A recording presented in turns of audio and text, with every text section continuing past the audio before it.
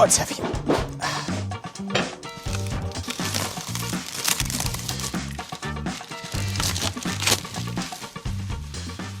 I was recently sent this thickness planer by Vivor, which I'm very excited to add to my woodworking capabilities. It comes with a stand, but it's very annoying to move around. I think this thing needs some wheels. All right, so wheels are pretty much the simplest thing to 3D model. I'll create a cylinder.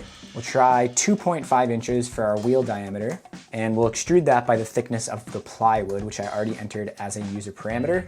Material thickness. Then I'll create another cylinder inside. This one will be our axle diameter, and we need some clearance so it rotates on the axle. Let's try 0.03 inches, and we'll cut that through to the other side. And I want 4 wheels, so I'll create a rectangular pattern. We'll make the spacing, let's see, wheel diameter, and then we need to add space for our CNC bit, which is 1/8 of an inch. Let's add a bit more room just for margin of error. We'll do 0.2. So now I'll go to the manufacture workspace, and we want to set up our CNC cut. I'll create a new setup, 2D contour, 3.175, double flute, flat end mill. Perfect. We want some tabs. I'll just stick with the defaults for now since I've never really used tabs before, so I'm not sure what adjusting any of these would change. All right, there we go, 2 tabs in there, looks good. We are cutting on the correct side. Only 49 minutes, awesome. So much faster than 3D printing for something like this. And I think wooden wheels are gonna be a little stronger than 3D printed ones. Although we will need tires, so that's where 3D printing is gonna come in clutch. Get that on the flash drive and head on out to the CNC.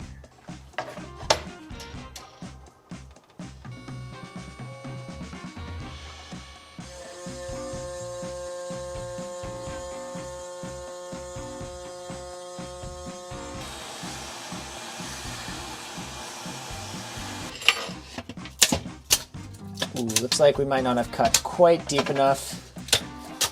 It's all right though, we should be able to clean up those edges with sanding.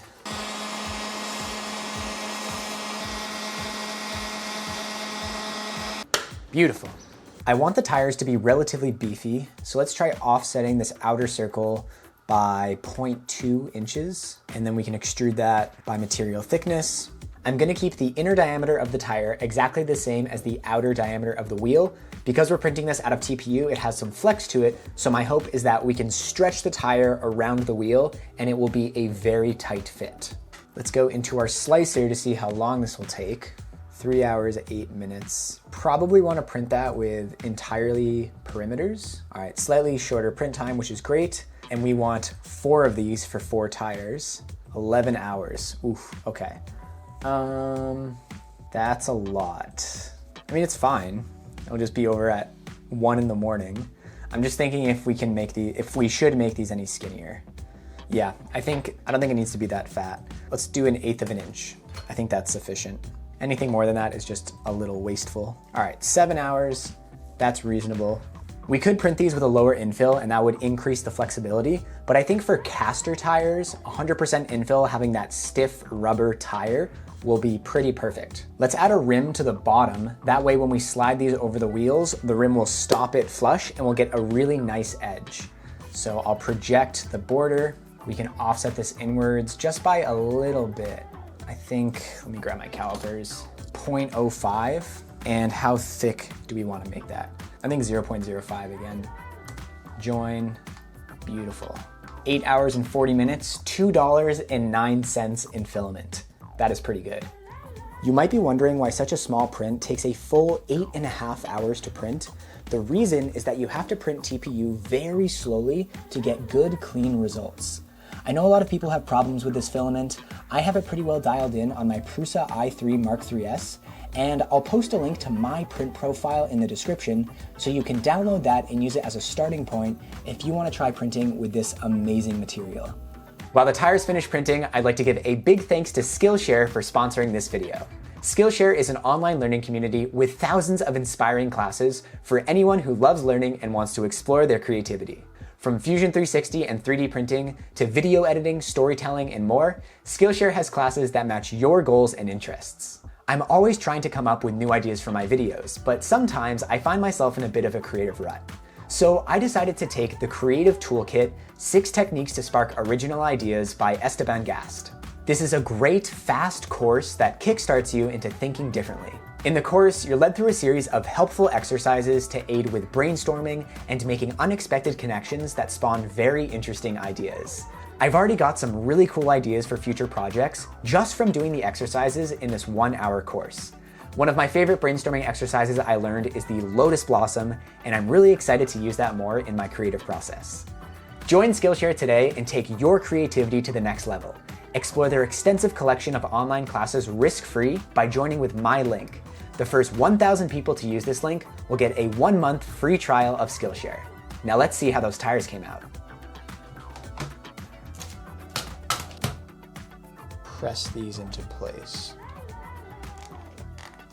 I need to bevel this leading edge a little bit to get it on there easier. Well, I wanted a tight fit. This is definitely a tight fit. Oh, yeah, there we go. Oh, nice. That is lovely. I love that I added that rim. It makes it look super clean. This side will be facing the inside, but that really nice face will be on the outside.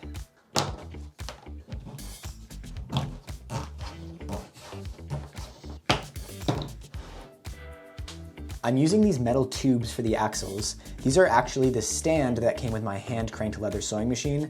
They're nice and strong, and they're just about the perfect size. And to ensure that the wheels spin nice and smooth on the axles, I want to lubricate the inside. Graphite is a great lubricant, so I'm just gonna color in the inside edge of the wheels with pencil lead.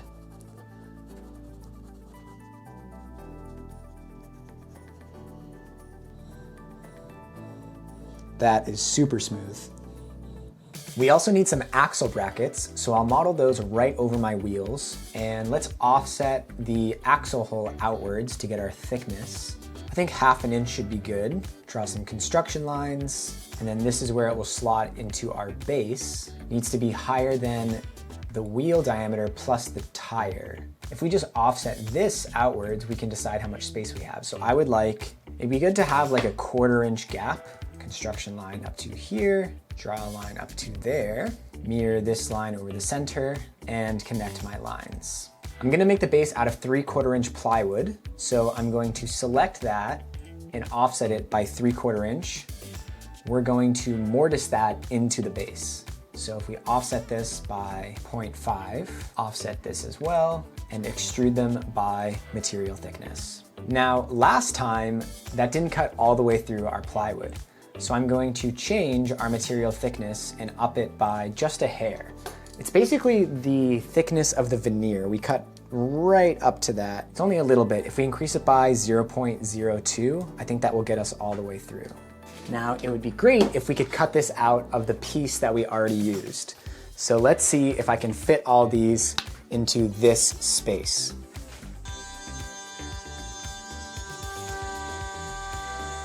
So I came out to the garage to check on the CNC cut, and this is what I found. Looks like it came loose at some point. The cut did finish. It's at 100%. So let's remove the dust and see what we got.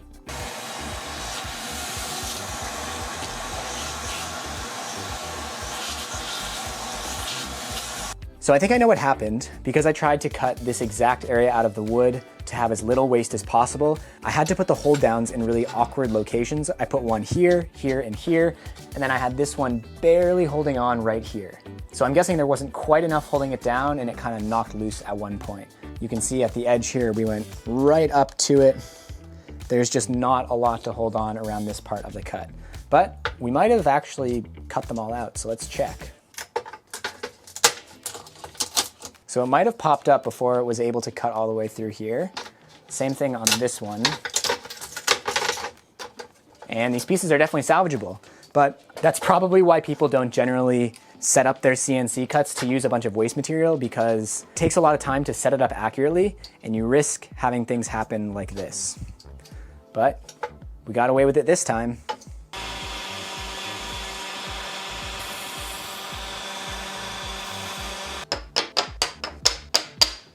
Among Us. I'm gonna use this piece of 3/4 inch MDF for the base. Axles will go there.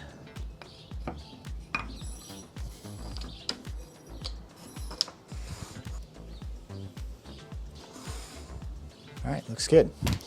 Unfortunately, this piece of MDF is a little too big to fit on my CNC, so I'm gonna have to cut these out by hand.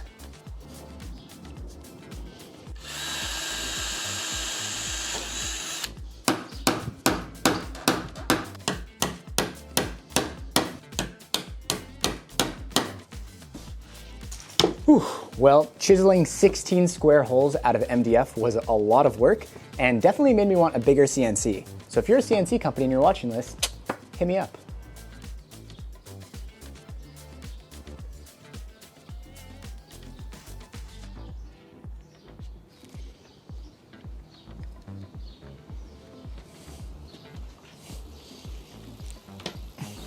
This will make sure they stay aligned while the glue dries.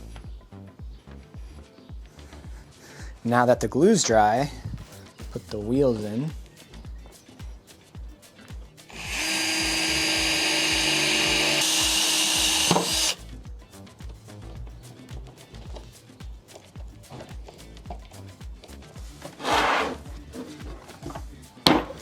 Ooh, that's terrible.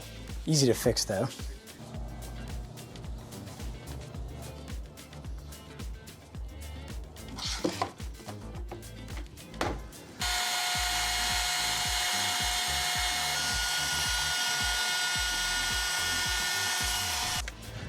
All right, before we install the casters on the tool, there's one thing I want to do to put it to the test.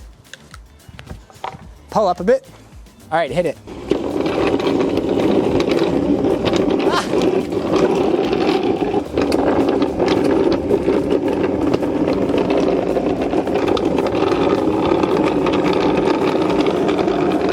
That's great. Woo! So this thing easily took my weight being pulled behind the car. Everything is still super solid. The wooden wheels, the axle brackets, the pipe axles. The only thing that happened was some of the 3D printed tires slipped off. And I think that's because these are fixed wheels. They don't rotate, so any lateral force went through the path of least resistance. That force could easily push those tires off of the other side. So if I were to do this project again, I would put those rims on both sides of the tires so they can resist any side-to-side movement. But for now, I'm just gonna add a few drops of CA glue to hold them in place. I don't think these will be subjected to quite the same amount of side-to-side forces when I'm using it to just wheel my planer around the garage. There we go.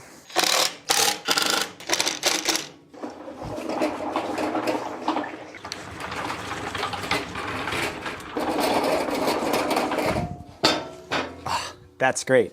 Got a big shelf down here now. I could add another shelf up here.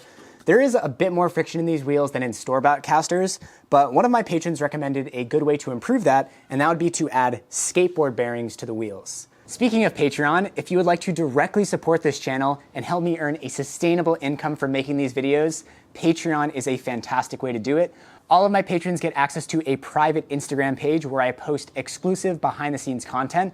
If you'd like to learn more about that, head on over to patreon.com/morlykurt.